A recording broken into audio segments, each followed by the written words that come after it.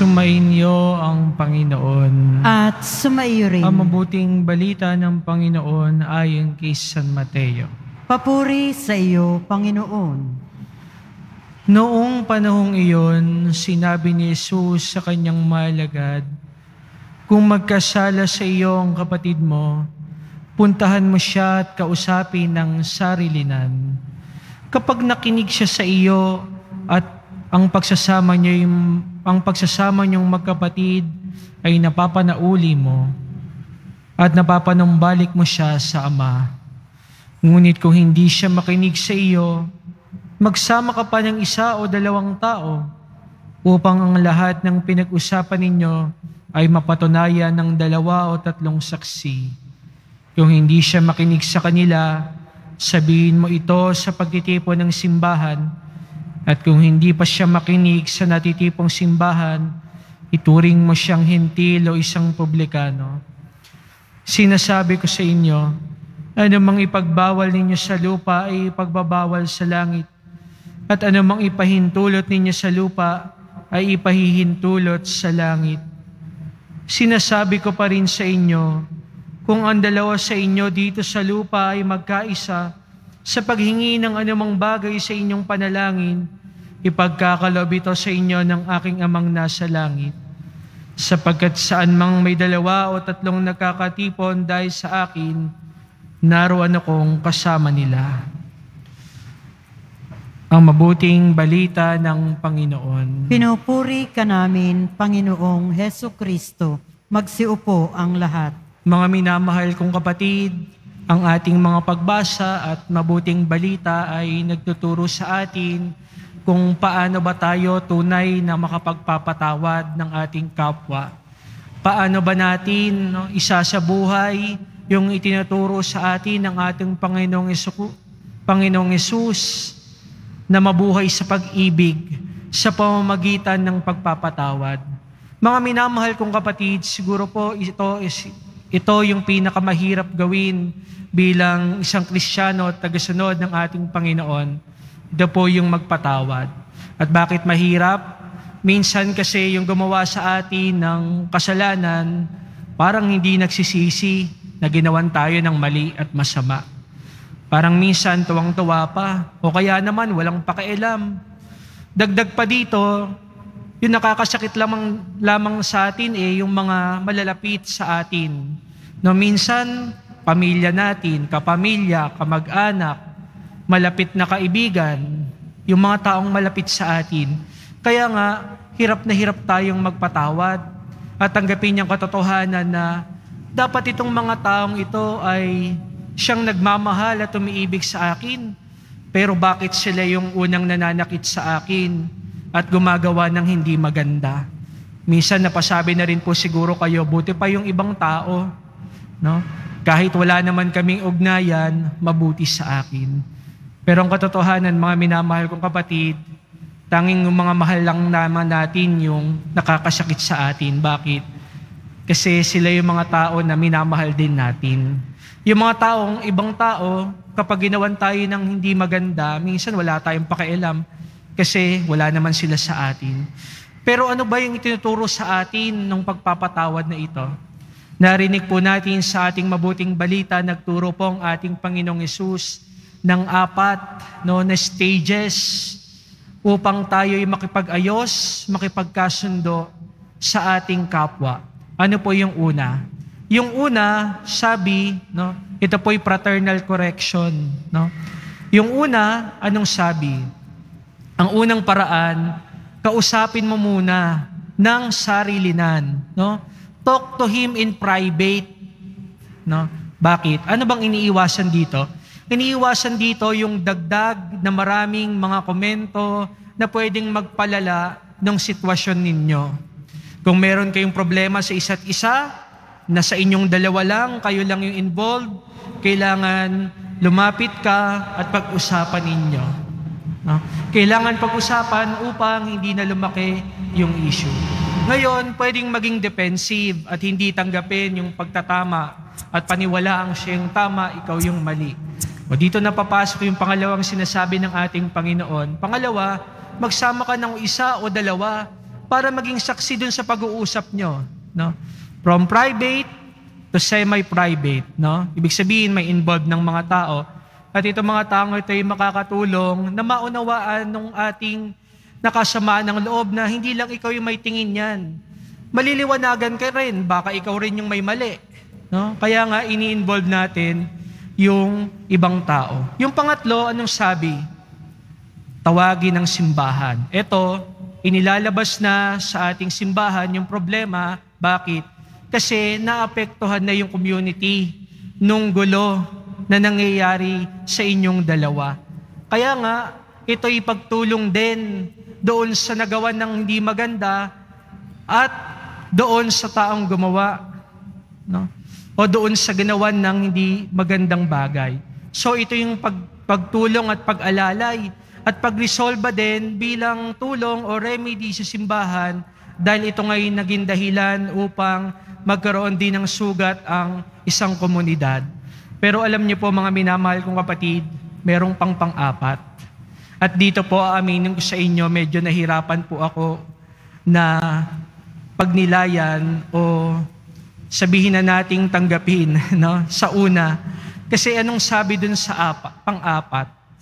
Sabi, kapag ka hindi pa rin nakinig sa inyo, nakipag-usap ka na ng sarilinan, nagsama ka ng isa o dalawa, isinama mo ang simbahan, ang sambayanan, at hindi pa rin nakinig sa iyo, anong sabi sa pang-apat? Ituring mo na siya bilang isang hintil o publikano.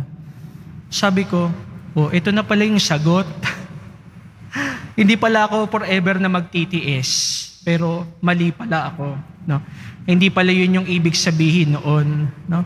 Hindi pala ibig sabihin na mag-give up ka na. Naalala ko po yung minsang babae na lumapit sa akin. Sabi niya, eto rin po yung gospel noon. Sabi niya, Father, alam niyo po ang sama-sama talaga ng loob ko. Sabi ko, bakit naman po?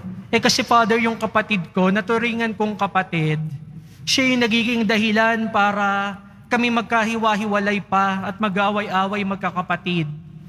Naubos na yung pera doon sa business namin dahil sa dami niyang utang, kami nagbabayad. Tapos parang wala siyang pakialam.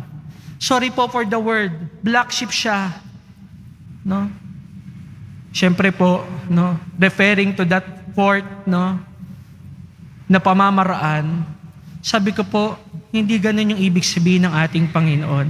At habang pinagninilayan ko po ito, bumalik po ako doon sa panahon na ang ating Panginoon ay pinagkakaisahan.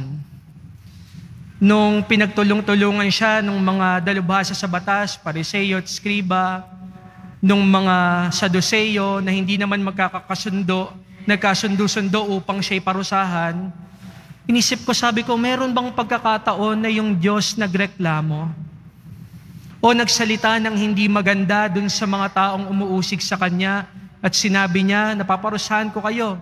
O kaya sinabi niyang, no, o nagalit siya, o gumawa ng hindi maganda, o nagsabi ng hindi maganda, wala. Pero ano yung sabi niya? Panginoon, nung tinatawag niya ang Ama, patawarin niyo po sila sapagkat hindi nila alam ang kanilang ginagawa. Ito pala yung susi, mga minamahal kong kapatid. Kung ikaw ay nasa katinoan, nasa matino ang iyong pag-iisip, hindi ka naman talaga gagawa ng isang bagay na hindi maganda sa iyong kapwa. Pero dahil naka-cloud ng kasalanan at ng maraming mga bagay ang iyong pag-iisip, nakagagawa ka ng hindi maganda. Kaya nga, ano yung tugon? Ano yung sagot ni Kristo sa mga hindi magagandang nangyari sa Kanya? Pangungutya, no, panghahamak, hindi paghihiganti, kung hindi pag-ibig. No? Yun nga yung sinasabi ni San Pablo sa kanyang sulat sa mga taga-Roma. No? Anong sabi niya? Huwag kayong magkaroon ng sagutin kanino man. Ang tanging sagutin nyo lamang dapat ay mag-ibigan. No? Ibigin nyo ang inyong kapwa gaya ng inyong sarili. Ang umiibig ay hindi gumagawa ng masama kanino man. Diba? Yung ating Panginoon, dahil siya'y umiibig at tunay na umiibig, hindi niya hinangad na paparusahan tayo. Kasi sa totoo lang, yung paghihirap ng ating Panginoon, siguro maiintindihan natin. No, pag titignan natin ang mahal na pong Jesus Nazareno, maiintindihan natin kung magsasalita siya ng hindi maganda. Pero dahil tunay siyang umiibig, no, kabutihan yung hangad niya sa atin. Yan nga po yung naging dahilan kung bakit tayo naligtas. Kasi kahit nahirapan ng ating Panginoon, sumunod siya sa kalooban ng Ama. Kaya nga tayo lumaya dun sa kasalanan dahil inibig niya tayo. No? Kaya nga, ang bawat isa sa atin, tayo'y may responsibilidad ngayon sa bawat isa. Sabi ng Panginoon kay Propeta Ezekiel, no? Kailangan kapag ang kapatid mo nagkamali at nagkasala, pagsabihan mo. Kasi pag hindi mo pinagsabihan, no, may pananagutan ka sa kanya. So, yun po yung sense ng fraternal correction. We take care of each other. Bakit? Since hindi kasi parating alam natin yung tama. O kaya naman, alam nga natin yung tama, hindi naman natin ginagawa parati yung tama. So, ano yung dapat natin gawin? We remind each other. O sumobra ka dun sa pagsasalita mo, may na-offend ka.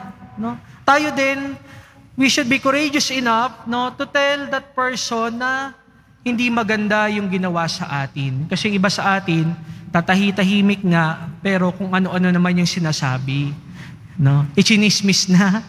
Pero dun pala sa tao, hindi pala ganun yung ibig niyang sabihin. Kaya nga yun yung challenge eh. No? Ang unang-una, pag-usapan niyo muna, fraternal correction, kasi pwedeng misunderstanding lang ito. Ngayon po nakakalungkot, no? Kasi pinakikiramdaman lang natin. Kaya ano ngayon yung tendency? Marami ngayon nagkakasira, hindi na lang nag-uusap, mga mag-asawang naghihiwalay. Bakit? Misunderstanding pa lang pala yun, pero minasama na ng bawat isa. Kaya kailangan natin maging bukas. At ano yung magiging motivation daw natin kapag ginagawa natin ito? Sabi ng ating Panginoon, kailangan tayo ay umiibig. Kailangan ginagawa natin ito out of love. Hindi para ipahiya o i-condemn yung tao. Kung hindi ginagawa natin kasi gusto nating mapabuti siya. Kapag ganito yung ginagawa natin, no, kahit na itong taong ito sa huli hindi siya magbago, no, panalo pa rin tayo. Bakit? Kasi ginawa pa rin natin yung makabubuti sa Kanya. No, choice niya na yon. Sabi nga po ng mga ilang santo, mga ilang sikat na manunulat sa ating simbahan, yung pagpapatawad daw po, kung hindi pagiging santo, ay pagiging martir. Bakit? Ginawan ka na ng hindi maganda, pero naiisip mo pa rin yung kabutihan ng iyong kapwa. Mahirap po ito kasi hindi po natin ito natural na nasa sa atin, no? Ito po ay attribute ng Diyos, no? Katangian niya. At alam niyo po, bakit ko nasabi ito, no? Kasi sa ating yung instinct natin magsasabi, no? Kailangan kong umiwas sa masama. At yung pag-iwas sa masama ay pagtatanggol din ng sarili sa gitna ng mga kapahamakan o kaya hindi magandang pananalita. Kaya yun yung natural tendency natin, umalis, no, magalit kapag we feel threatened, no, by other people. So ano yung dapat nating gawin, no?